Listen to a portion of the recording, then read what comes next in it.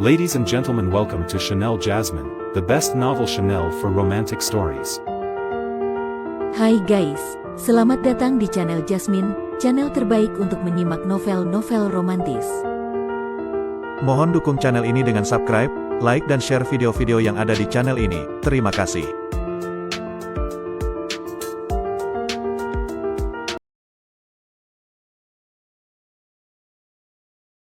Kaisar Agung Seni Bela Diri bab 779. Saat Luo Xiu memutuskan untuk meninggalkan kota Dewa Perang, ia sudah memperkirakan konsekuensi yang akan datang. Namun, ia tidak punya pilihan lain. Perjalanan ini adalah langkah penting untuk mencapai tujuan utamanya. Setelah percakapan terakhir dengan Huang Chen, Luo Xiu membawa 3 gadis Qi Xiaozi, Ning Hanyu, dan Qi Yurong ke dalam kapal perang emas, sebuah artefak tingkat Dewa Agung yang luar biasa. Kapal ini mampu menembus berbagai rintangan di ruang angkasa tanpa kesulitan. Perjalanan mereka membawa mereka mendekati lubang jurang dewa, sebuah tempat yang telah lama dianggap sebagai misteri terbesar di dunia sentian. Lokasi itu dikenal dengan kabut hitam pekat yang menyelubunginya, penuh dengan energi kematian yang sangat kuat, membuatnya menjadi tempat yang dihindari bahkan oleh para ahli besar dari 3 sekte dan 6 klan. Energi kematian di sini sangat menakutkan, ujar Ning Hanyu, ekspresinya tegang. Sebagai seseorang yang memiliki hubungan alami dengan hukum kehidupan, dia langsung merasakan benturan kuat dari energi kematian yang memenuhi udara di sekitar mereka.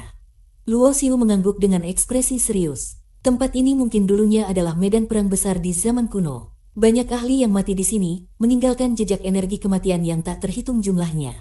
Dia tidak berbicara tentang detail yang lebih dalam, tetapi dalam hatinya, Luo Xiu memiliki firasat kuat bahwa tempat ini memiliki kaitan dengan istana reinkarnasi, sebuah fragmen dari siklus reinkarnasi kuno yang pernah ia temui sebelumnya. Energi kematian di sini bahkan lebih padat dibandingkan tempat-tempat lain yang pernah aku kunjungi, termasuk gugus bintang kematian di luar bintang biru es, gumamnya. Pikiran itu mengarahkannya pada kenangan tentang peti mati perunggu yang pernah ia lihat di gugus bintang kematian, yang sepertinya berasal dari dimensi lain. Apakah mungkin kedua tempat ini memiliki keterkaitan? Luo Xiu bertanya-tanya. Saat kapal perang emas mereka mendekati lubang jurang dewa, suasana menjadi semakin tegang. Kabut hitam tebal menyelimuti daerah itu, dan aroma kematian yang menakutkan memenuhi udara. Luo Xiu mengendalikan kapal dengan hati-hati, matanya mengamati setiap detail di sekitarnya. Namun, tiba-tiba, Luo Xiu merasakan sesuatu yang aneh. Dia mengangkat pandangannya, menatap jauh ke langit, seolah-olah dia mendengar sesuatu mendekat. Boom, boom, boom. Langit yang tadinya suram mendadak bergetar hebat. Suara gemuruh yang intens bergema di seluruh area. Apa itu? Ning Hanyu berseru, wajahnya berubah tegang. Luo Xiu memperhatikan dengan saksama. Di kejauhan, dia bisa melihat bayangan besar mendekat dengan kecepatan luar biasa. Gelombang energi yang kuat dan destruktif menyertai setiap langkahnya. Sepertinya kita punya tamu, kata Luo Xiu dengan suara tenang tetapi penuh kewaspadaan. Sosok itu semakin dekat, dan dalam hitungan detik, mereka bisa melihat bahwa itu adalah sekelompok besar kultivator dari berbagai sekte besar, lengkap dengan senjata dan artefak mereka yang bersinar terang. Mereka datang dengan persiapan penuh, kata Qi Yurong dengan nada serius. Luo Xiu tersenyum tipis, sepertinya berita tentang keberadaan kita telah memancing ikan besar. Tapi mereka terlalu meremehkan kita. Dia berdiri tegak di atas kapal perang emas, auranya yang tenang namun mengintimidasi menyebar ke sekitarnya. Dengan ketenangan yang penuh keyakinan, Luo Xiu siap menghadapi apapun yang mendekat. Mari kita lihat siapa yang berani membuat langkah pertama. Situasi ini menandai awal dari bentrokan besar. Luo Xiu dan ketiga gadisnya berada di tengah misteri dan ancaman, dengan lubang jurang dewa di depan mereka dan musuh yang kuat mendekat dari belakang. Dalam hati Luo Xiu, dia tahu bahwa rahasia di lubang jurang dewa mungkin lebih besar dari apa yang dia bayangkan, dan perjalanan ini baru saja dimulai. Suara gemuruh menggema di udara, dan yang pertama kali terlihat adalah seekor demi seekor kuda naga besar yang gagah perkasa. Kuda-kuda naga ini memiliki darah murni naga sejati, tubuh mereka sepenuhnya berwarna putih salju, menarik sebuah kereta mewah yang luar biasa megah. Di sisi kereta, ada ratusan ahli seni bela diri yang berjaga, masing-masing memegang senjata perang, mengenakan baju zirah ilahi, memancarkan aura yang gagah dan membunuh. Di atas kereta, terdapat sebuah payung emas besar yang menjulang, menutupi langit seolah-olah melindungi orang yang duduk di dalam kereta itu. Kehadirannya menunjukkan kewibawaan yang tak tertandingi. Dalam sekejap mata, rombongan ini telah tiba di dekat lubang jurang dewa. Di atas kereta, seorang pemuda berpakaian jubah emas duduk dengan tenang, matanya yang dingin menatap Luo Xiu dan kelompoknya. Di antara ratusan penjaga, seorang membawa panji besar bertuliskan satu huruf besar Zhao.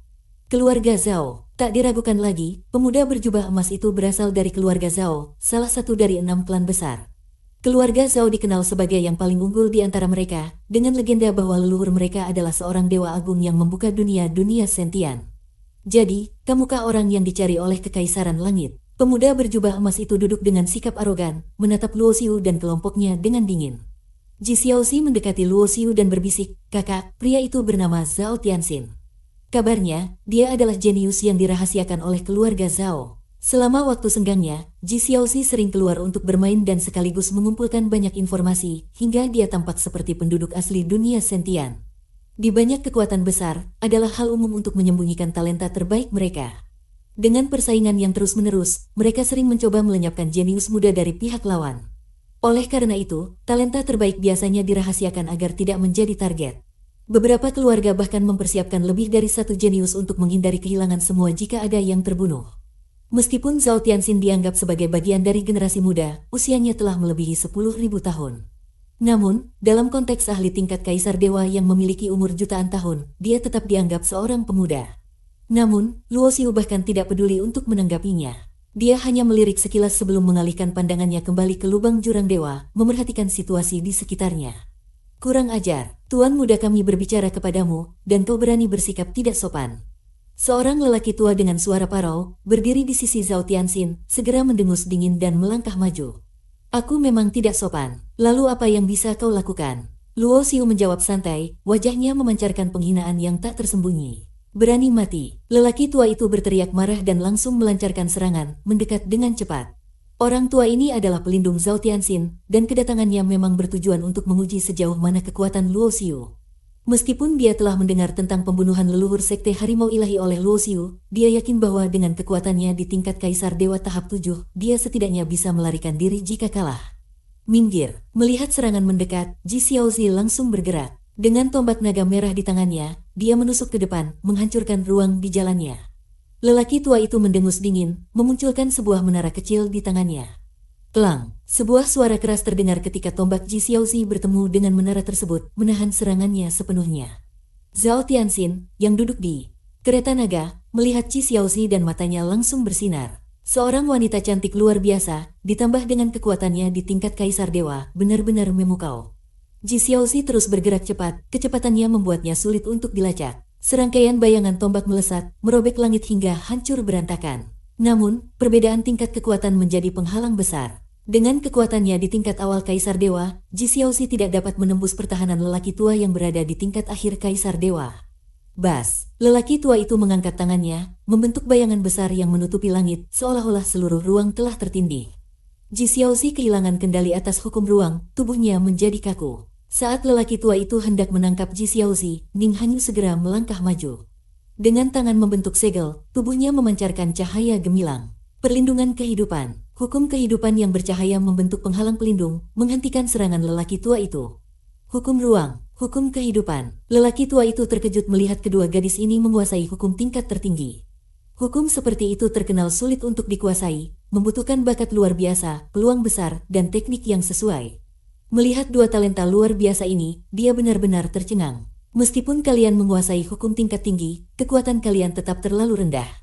Kalian bukan tandingan saya. Sebagai pelindung Zhao Tianxin, lelaki tua itu tidak hanya memiliki kekuatan besar tetapi juga memiliki artefak menara kecil yang memancarkan energi destruktif. Dalam sekejap, energi dari menara itu menghancurkan penghalang perlindungan kehidupan, mengguncang kedua gadis itu, dan hampir membuat mereka runtuh. Bersambung.